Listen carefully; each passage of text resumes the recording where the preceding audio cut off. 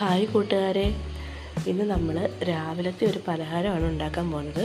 രാവിലത്തെ പലഹാരം എന്ന് പറയുമ്പോൾ ഇന്ന് നമ്മൾ അപ്പമാണ് ഇവിടെ ഉണ്ടാക്കാമെന്ന് വിചാരിച്ചു. അപ്പോൾ എന്തായാലും അതിന് കറി വേണമല്ലോ. അപ്പോൾ ഞാൻ വിചാരിച്ചു എന്നാൽ നമുക്കിന്ന് കിഴങ്ങ് കറി വെച്ചാലോ എന്ന് വിചാരിച്ചു. അപ്പോൾ നമ്മൾ കിഴങ്ങ് കറി വെക്കാനായിട്ട് ഒരു 3 കിഴങ്ങും 2 സവാള, 2 തക്കാളി, കുറച്ച് പച്ചമുളക്, നമ്മുടെ ആവശ്യത്തിനുള്ള എരിവിനനുസരിച്ച് നിങ്ങൾ പച്ചമുളക് എടുത്തോണം. ഞാനിപ്പോൾ ഇത്രയും പച്ചമുളക് ഇവിടെ എടുത്തിട്ടുണ്ട്. ഇവിടെ എല്ലാവർക്കും നല്ലതായിട്ട് എരിവൊക്കെ ഇഷ്ടമായതുകൊണ്ടാണ് ഇത്രയും പച്ചമുളക് എടുത്തത്. അപ്പോൾ നമുക്ക് എന്തായാലും ഇതെങ്ങനെയാണ് റെഡിയാക്കുന്നത് നോക്കാം. അതിന് മുന്നേ ഒന്ന് കിഴങ്ങൊക്കെ ഒന്ന് തൊലിയൊക്കെ കളഞ്ഞൊന്ന് വൃത്തിയാക്കി അരിഞ്ഞെടുക്കാതെയും ഞാനത് ചെയ്തിട്ട് വരാം കേട്ടോ. നമ്മുടെ കറിക്കുള്ള സാധനങ്ങളെല്ലാം ഞാൻ അരിഞ്ഞെടുത്തിട്ടുണ്ട്. കിഴങ്ങ്, സവാള, തക്കാളി, പച്ചമുളക് ഇതെല്ലാം ഞാൻ ചെറുതായിട്ട് അരിഞ്ഞെടുത്തിട്ടുണ്ട്. ഇനി നമുക്കിത് അടുപ്പിൽ വെക്കാം വേവിക്കാനായിട്ട്. ചട്ടി വെച്ചിട്ടുണ്ട്. ചട്ടി ഒന്ന് ചൂടായി വരുമ്പോഴത്തേക്ക് നമുക്കതിലേക്ക് വെളിച്ചെണ്ണ ഒഴിച്ചു കൊടുക്കാം. ചട്ടി ചൂടായിട്ടുണ്ടെങ്കിൽ നമുക്ക് വെളിച്ചെണ്ണ ഒഴിച്ചു കൊടുക്കാം.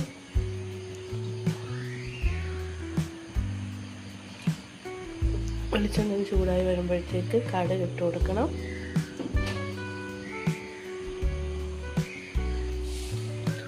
കടുക് ഇട്ട് കൊടുക്കാം.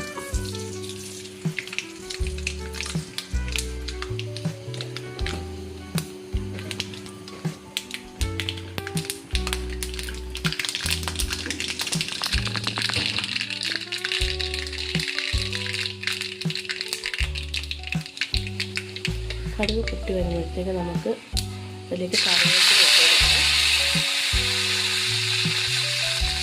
കറിവേപ്പില ഇട്ട് കഴിഞ്ഞ് അതിലേക്ക് നമ്മൾ അരിഞ്ഞ് വെച്ചിരിക്കുന്ന കിഴങ്ങ്, സവാള, പച്ചമുളക് ഇതെല്ലാം കൂടി ഒരുമിച്ചൊന്ന് ഇട്ട് കൊടുക്കണം.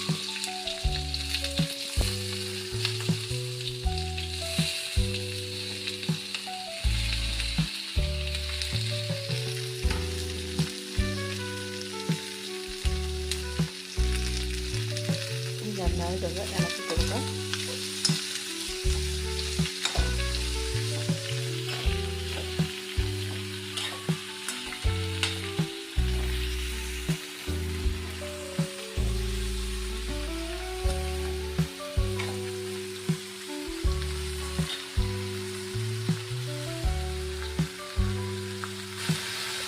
ഈ സമയത്ത് നമ്മൾ കുറച്ച് ഉപ്പും കൂടി ഇട്ട് കൊടുക്കണം.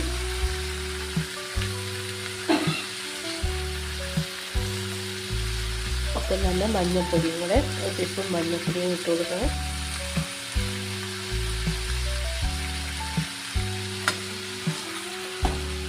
ഇത് വീണ്ടും നന്നായിട്ടൊന്ന് ഇളക്കിയെടുക്കണം.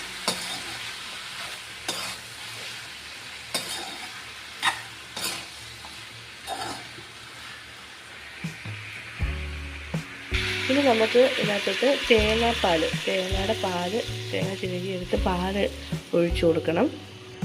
തേങ്ങാപ്പാൽ വേണം ഇത് വെന്ത് വരാൻ. നല്ല ടേസ്റ്റാണ് തേങ്ങാപ്പാലിൽ ഇത് വെന്ത് വരുമ്പം.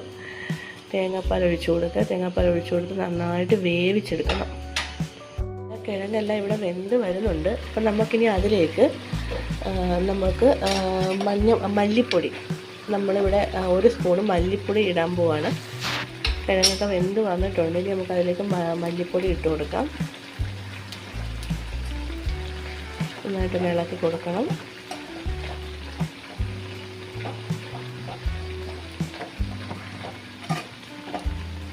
ഈ സമയം തന്നെ നമുക്ക് അതിലേക്കുള്ള അരപ്പ് ഒഴിച്ചു കൊടുക്കാം. ഞാൻ മുന്നേ പറഞ്ഞതുപോലെ തേങ്ങയും പെരുംജീരകവും മഞ്ഞൾപ്പൊടി, ഒരു നുള്ളു മഞ്ഞൾപ്പൊടിയും കൂടെ കൂട്ടി അരച്ചതാണ്. നമ്മളിതിൽ പച്ചവെള്ളം ഒന്നും ചേർക്കുന്നില്ല. തേങ്ങാപ്പാൽ പിഴിഞ്ഞതും തേങ്ങയുടെ അരപ്പും മാത്രമേ ഉള്ളൂ. വേറെ വെള്ളം ഒന്നും നമ്മൾ എക്സ്ട്രാ ചേർത്തിട്ടില്ല. ഇത് നന്നായിട്ടൊന്ന് ഇളക്കി കൊടുക്കണം. ഈ സമയത്ത് ഉപ്പ് ആവശ്യമെങ്കിൽ വേണമെങ്കിൽ ഉപ്പും കൂടി ഇട്ട് കൊടുക്കണം. നന്നായിട്ടൊന്നും കൂടെ ഒന്ന് അടച്ചു വെച്ച് വേവിക്കാം. ഒന്ന് തിളച്ച് വരട്ടെ. നമ്മുടെ കറി ഇവിടെ നന്നായിട്ട് വറ്റിയൊക്കെ വന്നിട്ടുണ്ട്. നമുക്കിതൊരു പാത്രത്തിലോട്ട് മാറ്റാം. നമ്മുടെ സ്വാദിഷ്ടമായ കിഴങ്ങ് കറി ഇവിടെ റെഡി ആയിട്ടുണ്ട്. കൂട്ടത്തിൽ അപ്പമുണ്ട്. അപ്പം നല്ലൊരു കോമ്പിനേഷനാണ്. ഇതിൻ്റെ കൂട്ടത്തിൽ നമുക്ക് വേണമെങ്കിൽ അപ്പം മാത്രമല്ല ഇടിയപ്പത്തിൻ്റെ കൂടെ ആയാലും നല്ലൊരു കറിയാണിത്. അപ്പോൾ എല്ലാവരും ഒന്ന് ട്രൈ ചെയ്ത് നോക്കണം. നമ്മുടെ ചാനൽ എല്ലാവരും സപ്പോർട്ട് ചെയ്യണം, സബ്സ്ക്രൈബ് ചെയ്യണം. നന്ദി. കറി അവിടെ നമ്മൾ അടച്ചു വെച്ച് ഒന്ന് നന്നായിട്ട് വേവിച്ചെടുത്ത് വരുമ്പോഴത്തേക്ക് നമുക്കതിലേക്ക് കുറച്ച് അരപ്പ് റെഡിയാക്കണമുണ്ട്.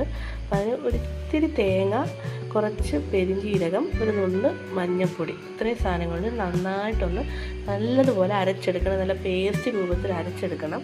അപ്പോൾ നമ്മുടെ കഷ്ണങ്ങളെല്ലാം വെന്ത് വരുമ്പോഴത്തേക്ക് നമുക്ക് അത് അരച്ചെടുത്തിട്ട് വരാം.